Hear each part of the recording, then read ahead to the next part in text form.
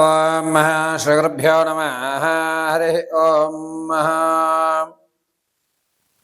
శ్రీ మహాగణాధిపతయే నమః. శ్రీ మహాసరస్వత్యై నమః. శ్రీగురుభ్యో నమః. హరి ఓం.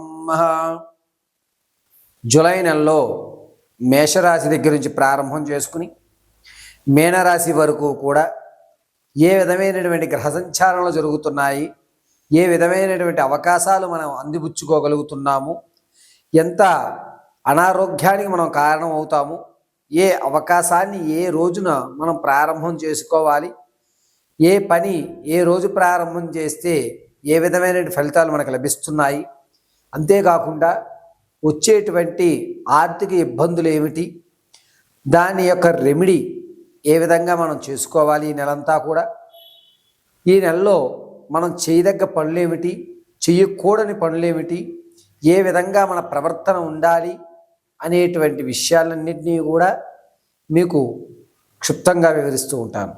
అంతేకాకుండా ఈ నెలలో మనం తీసుకునేటువంటి నిర్ణయాల ఆధారంగా రానున్న రోజులు ఏ విధమైనటువంటి ఆధారితం కలిగి ఉంటుంది అనేటువంటి విషయాన్ని, అంతేకాకుండా ఈ నెలలో మనము ధనం అభివృద్ధి చెందే విధంగా ఏ విధమైనటువంటి ప్రణాళించుకోవాలి, ఏ విషయాన్ని ఎంతవరకు ఎవరికి చెప్పాలి, ఏ విషయాలు ఎవరికి చెప్పకూడదు అనేటువంటి పూర్తి విషయాలన్నింటినీ కూడా క్షుప్తంగా ఈ నెలలో మేషరాశి దగ్గర నుంచి మొదలుపెట్టుకుని మీనరాశి వరకు కూడా వివరించడం జరుగుతుంది. ఈ కేవలము పంచాంగకర్తల ఆధారంగా పరమశివుడి యొక్క ఆజ్ఞ ప్రకారంగా నాకు ఉన్నటువంటి జ్ఞానాన్ని ఉపయోగించి కేవలము జరిగేటువంటి విపత్తుల ఆధారంగా మాత్రమే జాతకం చెప్పడం అనేటువంటి జరుగుతుంది. వ్యక్తిగతంగా జాతక పరిమాణం కావాలనుకుంటే కనుక మీరు సంప్రదిస్తే మీ యొక్క జాతకాన్ని విశదీకరించి చెప్పడం జరుగుతుంది. ఇది రాశి గుణాల అనుకూలంగా మీకు తెలియజేస్తున్నటువంటి విషయం. వ్యక్తిగత రీత్యా మీరు తెలుసుకోవాలి అనుకుంటే కనుక నా నెంబర్ సంప్రదించి వ్యక్తిగతంగా ఉన్నటువంటి జాతక దోషాలని కానీ లేకపోతే మీకు ఉన్నటువంటి సమస్యలు కానీ పరిష్కరించుకోండి.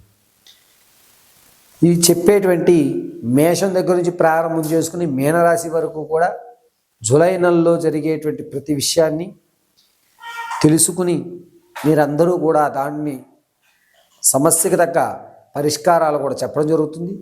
వాటిని వివరించుకుని చక్కగా పార్వతీ పరమేశ్వరుల కటాక్షానికి లోబడి మీ కష్టాలన్నీ కూడా ఆ పార్వతీదేవి తీర్చి మీ అందరినీ ఆయురారోగ్యాలతో కాపాడుతుందని మనస్ఫూర్తిగా నమ్ముతూ ఈ రోజున మేషం దగ్గర నుంచి మీనం వరకు కూడా జూలై నెలలో ఉన్నటువంటి ఫలితాలను తెలియజేయడం జరుగుతుంది.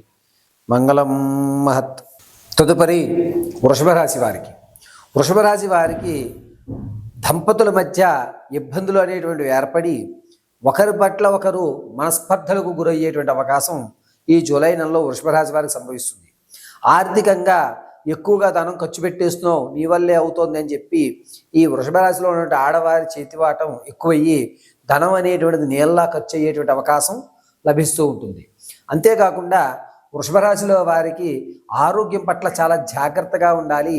చెవు గొంతుకు సంబంధించిన వ్యాధులు అనేటువంటి బయటపడడం లేదా చెవికి సంబంధించి ఇబ్బందులు కలగడం అనేటువంటిది వృషభ రాశి వారికి జరుగుతూనే ఉంటుంది. ఇక వృషభ రాశిలో ఉన్నటువంటి వారికి ఈ నెలంతా కూడాను ఏదో మానసికమైనటువంటి ఇబ్బందులు కలుగుతూ చికాకుగా ఈ నెలంతా నడుస్తూ ఉంటుంది. ఏం ఆలోచిస్తున్నారు అనేది తెలియదు. అంతేకాకుండా ఏం చెయ్యాలనుకుంటున్నాము అనే ఒక కన్ఫ్యూజన్ మైండ్లో మీ యొక్క స్థితి అనేటువంటిది నడుస్తూ ఉంటుంది. జూలై 18 నుంచి 26 వరకు కూడా మీరు తీసుకునేటువంటి నిర్ణయం ఏదైతే ఉంటుందో ఆ నిర్ణయం చాలా తప్పిదాలకి ఎక్కువ గురవుతాయి. అంటే మీరు చెప్పేది చేసేది పొంతన లేకుండా 18వ తారీఖు నుంచి 26 మధ్యలో తీసుకునే నిర్ణయం తర్వాత వచ్చేటువంటి శ్రావణ భాద్రపదాల్లో ఇబ్బంది కలగజేయడానికి బీజం అవుతుంది. కాబట్టి 16వ తారీఖు నుంచి 26 వరకు కూడా వృషభ రాశిలో ఉన్నటువంటి వారు ప్రతి ఒక్కరూ ఈ మాటని చాలా పొదుపుగా వాడుకోవడం చాలా మంచిది. విదేశాలకు వెళ్ళే వారికి అంత యోగదాయకంగా ఉండదు. నిరుద్యోగులు కాస్త ఊరట చెందడానికి, అంటే అనుకున్నటువంటి రంగం కాకుండా వేరే రంగంలోకి ఉద్యోగం వచ్చేటువంటి అవకాశం బాగా కనబడుతుంది. అంతేకాకుండా సంతానం కొరకు ఎవరైతే చూస్తున్నారో వారికి పుత్రికా సంతానం అధికంగా కలిగేటువంటి అవకాశం లభిస్తూ ఉంటుంది. వృషభ రాశిలో ఉన్న వారికి విద్యార్థులకి అంతగా రాణింపు లేదు. ఈ నెల కూడా ఇంతకు ముందులానే నడుపుకోవాల్సిన అవసరం. సరే, మనం చదువుకున్న తగ్గట్టుగానే మనకు సంభవిస్తాయి, ఎందుకులే చదివి మాత్రం ఏం జరుగుతుంది అని ఒక ఆలోచన ధోరణికి వృషభ రాశిలో ఉన్నటువంటి విద్యార్థులు వస్తూ ఉంటారు. ఇక సినీ కళా పరిశ్రమల్లో ఉన్న వారికి మంచి అవకాశాలు లభిస్తూ ఉంటాయి. రియల్ ఎస్టేట్లో ఉన్న వారికి అంతగా లాభించదు. ఎవరైతే నూతన వ్యాపారం చేద్దామని అనుకుంటున్నారో వారు 26వ తారీఖు తర్వాత, జూలై 26 తర్వాత ప్రారంభం చేసుకోండి, మంచి అవకాశాలు లభిస్తూ ఉంటాయి. ఇక వృషభ రాశిలో ఉన్నటువంటి వారు ఏదన్నా స్టాక్ మార్కెట్లో కానీ వ్యవసాయ పంటలు కానీ చేద్దాము అనేటువంటి ఆలోచన ఉన్నటువంటి వారికి కూడా 14 లోపు మీరు ఒక నిర్ణయానికి రండి. 14 తర్వాత 16 లోపు ఆ నిర్ణయాన్ని అమలు చేసేటువంటి ప్రయత్నం చేయండి.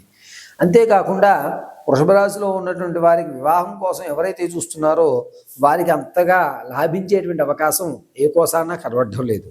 శ్రావణ మాసంలో వృషభ రాశి వారికి మంచి అవకాశం కనబడుతుంది కాబట్టి ఈ నెలలో కాస్త జాగ్రత్తగా వివాహం విషయంలో చాలా చాలా జాగ్రత్తగా ఉండడం మంచిది.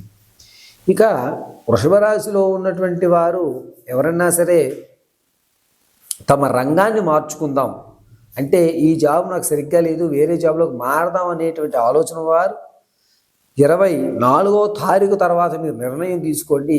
ఆ నిర్ణయం మంచి నిర్ణయం అయ్యేటువంటి అవకాశం ఎక్కువగా కనబడుతూ ఉంటుంది. వృషభ రాశిలో ఉన్నటువంటి వారికి ధనం అనేటువంటిది అప్పు తెచ్చినా అప్పు ఇచ్చినా ఈ 2 విషయాల్లో కూడా ధనం నిలబడేటువంటి అవకాశం ఎక్కడా లేదు. ఈ నెలంతా కూడా అయ్యో నా చేతిలో ధనం ఖర్చు అయిపోతుంది అని మానసికమైన ఇబ్బందులు పడటం అనేటువంటిది ఎక్కువ జరుగుతూ ఉంటుంది. ఎంతసేపటికి కూడా తెచ్చిన ధనానికి తగ్గట్టుగా, అంటే అప్పు తెస్తే దాన్ని తీర్చే మార్గం కనబడదు, అలా అని చెప్పి మీకు అప్పు పుట్టేటువంటి మార్గము కనబడదు. కానీ ఎట్టకేలకు మీకైతే అప్పు లభిస్తుంది, దాన్ని తీర్చడానికి మాత్రం మార్గాలు అన్నీ మూసుకుపోయి ఉంటాయి. వృషభ రాశిలో వారు చాలా జాగ్రత్తగా ఈ నెలంతా ఉండడం చాలా మంచిది. ఏదైనా వెంకటేశ్వర స్వామివారి దేవాలయంలో స్వామివారికి శనివారం రోజు కానీ మంగళవారం కానీ నేతి దీపారాధన చేసి ఆ రోజు ఉపవాసం ఉండడం వల్ల వృషభ రాశి వారికి ఈ నెలంతా కూడా కాస్త అనుకూలమైనటువంటి ఫలితాలు లభించేటువంటి అవకాశం లభిస్తూ ఉంటుంది. అంతేకాకుండా వృషభ రాశిలో ఉన్నటువంటి వారు ఎవరన్నా సరే మీరు వస్తువులు అమ్ముదాం అనుకుంటే ఆ నిర్ణయం తీసుకోకండి. ఇప్పటివరకు ఇది మనకు పనికిరాదు కదా, ఎంతో కొంత వస్తే అమ్మేద్దాం అనేటువంటి నిర్ణయం ఏదైతే ఉందో ఆ నిర్ణయానికి మాత్రం రాకండి. ఇప్పుడు మీరు తీసుకునే నిర్ణయం చాలా తప్పిదాలుగా ఉంటుంది కాబట్టి మీ నిర్ణయాల విషయంలో చాలా జాగ్రత్తగా ఉండడం వృషభ రాశి వారికి చాలా మంచిది.